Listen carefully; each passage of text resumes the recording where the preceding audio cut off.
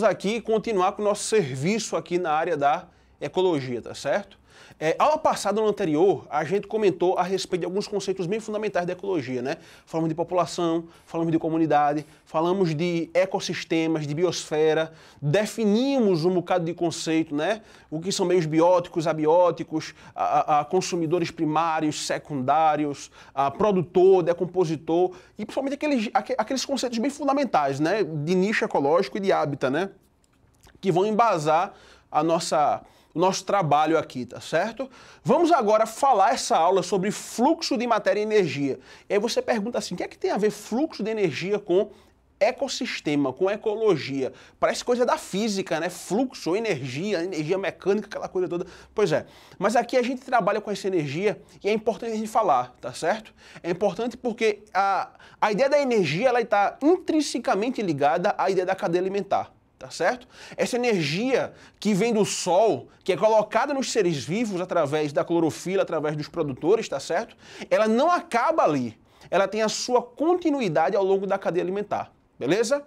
Então vamos começar a tentar entender esse trabalho, esse andamento, esse fluxo da energia ao longo da cadeia alimentar. Olha aqui para o nosso quadro, vamos trabalhar. Vem para cá. Pronto. Vê só, tu tá vendo aí agora uma cadeia alimentar. Cadeia alimentar bem bonita, bacana, bem didática, bem ilustrativa, tá certo? Tu tem uma árvore aqui como produtor, tá certo? Uma árvore como produtor. Depois você tem um consumidor primário, consumidor secundário e posteriormente o decompositor, como qualquer cadeia alimentar de uma forma bem simples, de uma forma bem didática. Galera, vê só, o fluxo de energia ao longo dessa cadeia alimentar, ele sempre vai ser unidirecional. Aí a pergunta vai ser, o que é um fluxo de energia unidirecional? É aquele onde ele tem apenas um único sentido, mas é um sentido de aumento ou é um sentido de diminuição? Em outras palavras, para ficar bonito, é um sentido decrescente ou é um sentido simplesmente crescente? Não, ele é um sentido decrescente de energia. Como assim? Vê, a energia do Sol, como está mostrando aqui no desenho, ela vem em grande quantidade para a planta. E a planta tem a responsabilidade de transformar essa energia luminosa em energia química, tá bom? Essa energia química está dentro do corpo da planta. Aí vai vir um consumidor primário, no caso esse cervo aqui, e vai comer a planta, vai comer o produtor, tá certo? Comendo o produtor, você concorda comigo que ele vai comer uma parte da energia, então a parte da energia do produtor vai estar no consumidor primário. Mas se a gente quer falar de quantificar quanto de energia do produtor vai para o consumidor primário, 10%. Aí o consumidor secundário, a onça aqui, vai comer o cervo, tá certo? Quanto de energia do cervo vai para a onça, tá certo? Seria 10%. E aí, por último, a onça vai morrer, sei lá, de quê, se alguém vai comer ela. Eu sei que o fato é que a onça vai morrer. E quando ela morrer, os decompositores vão pegar essa energia. E quando a energia da onça vai pegar? 10%. 10% do tanquinho de nada que a onça tem, tá certo? Então observa que a energia ela vai diminuindo ao longo da cadeia alimentar. De modo que o último cara, o último nível trófico, é aquele indivíduo que vai receber a menor quantidade energética. Tá certo? Então, entre o produtor, entre o consumidor e entre o decompositor, obviamente, é aquele que recebe a menor quantidade energética, né? Ainda bem que ele é um ser simples, fungos, bactérias, que não necessitam de uma quantidade energética muito grande, né? Beleza? Então, ainda bem que ele recebe pouco, mas isso é o suficiente para ele sobreviver. Beleza? Tranquilo? Vamos ainda melhorar esse conceito. Vamos lá. Vê só. Produtividade. Isso aqui é um negocinho bem bacana. Eu quero que você olhe para mim, olhando no olho para a gente poder explicar isso melhor. Veja só.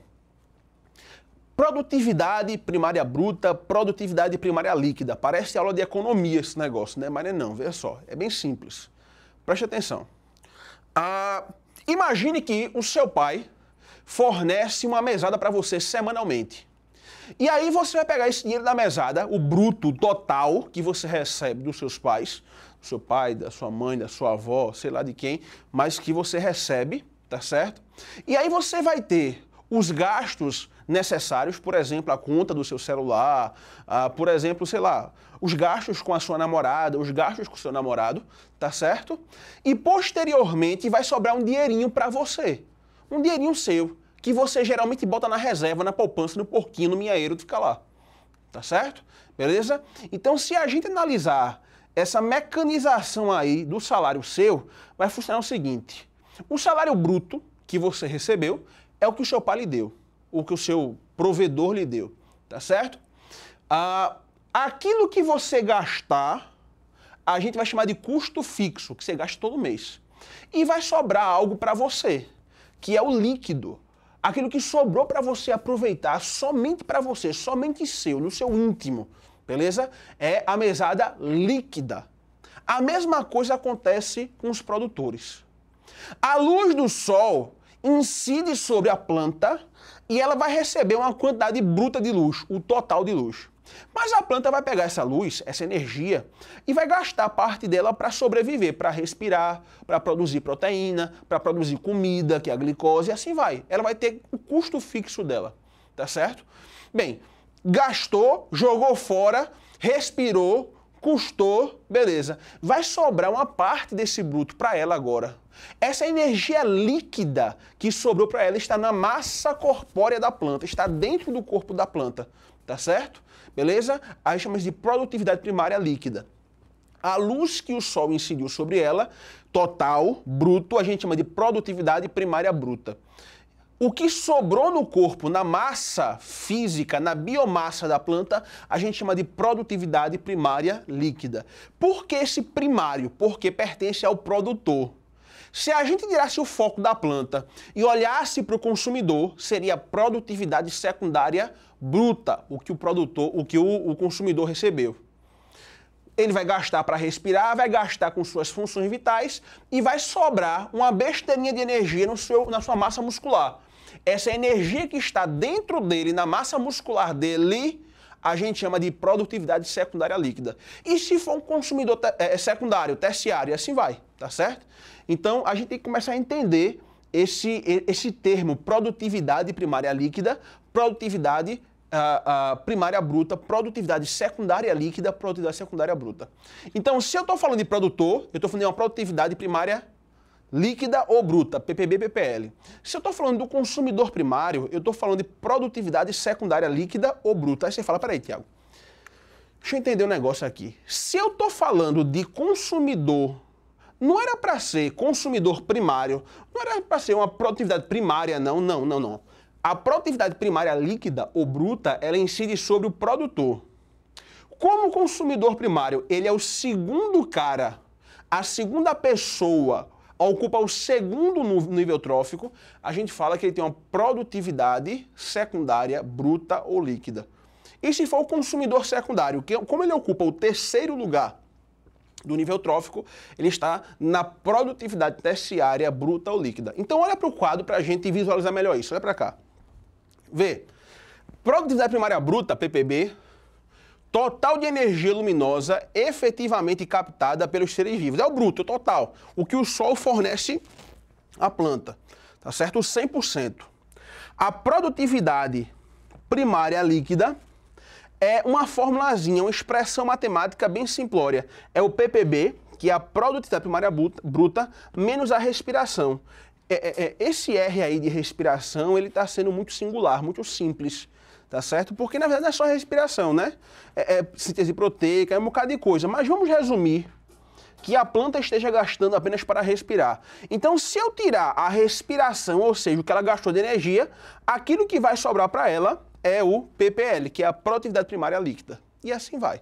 Deu para entender o esquema como é que fica? Tá certo? Então, PPB, PPL são conceitos fundamentais nessa ideia da ecologia, tá bom?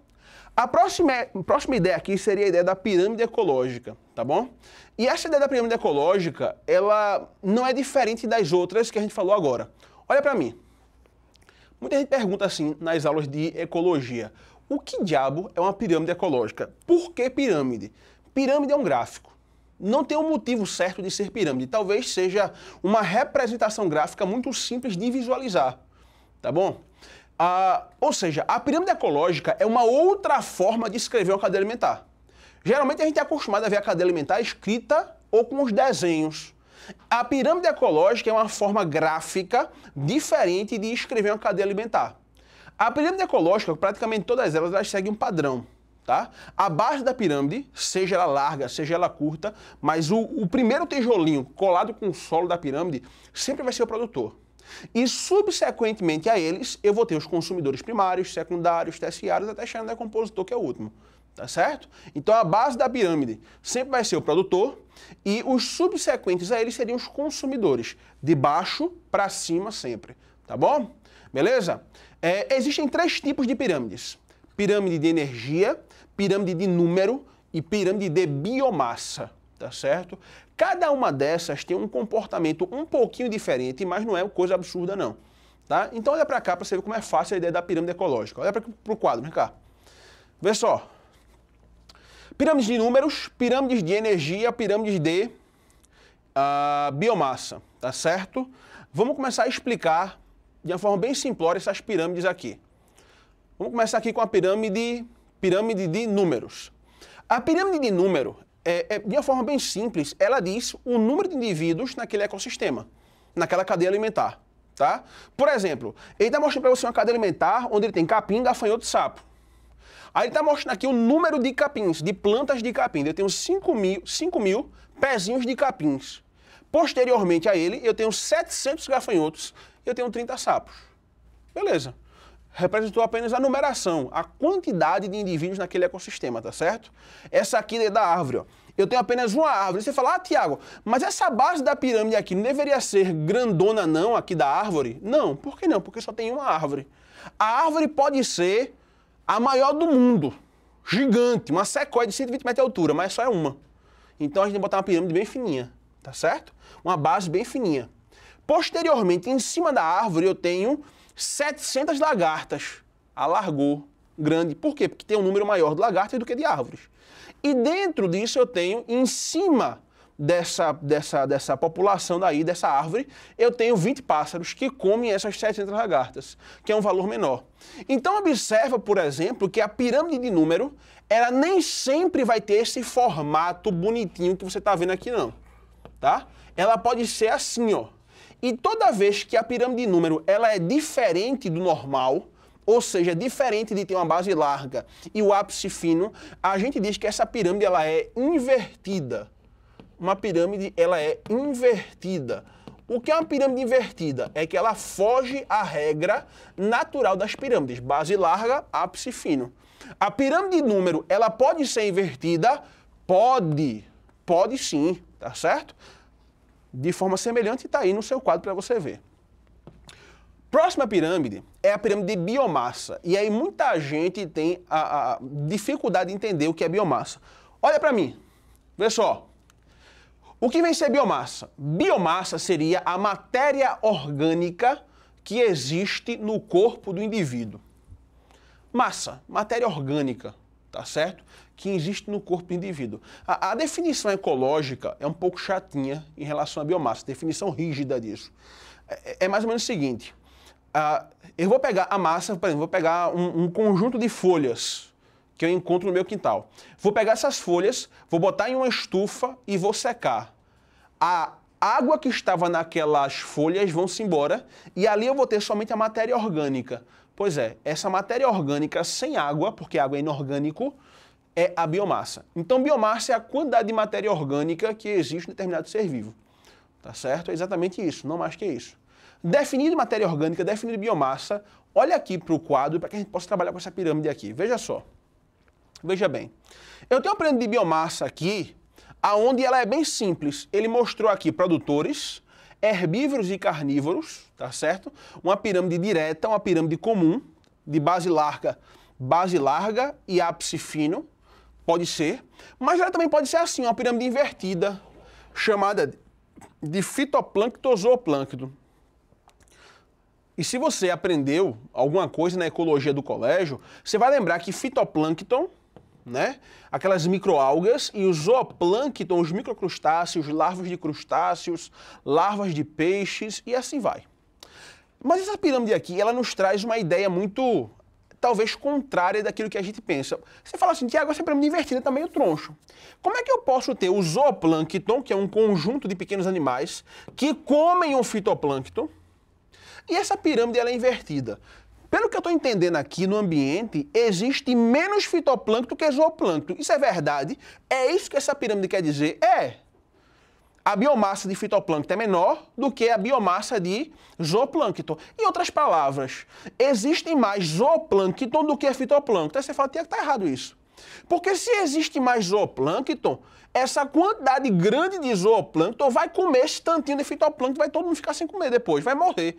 Ou seja, essa comunidade de zooplâncton vai se acabar. Não é não. Por que não é?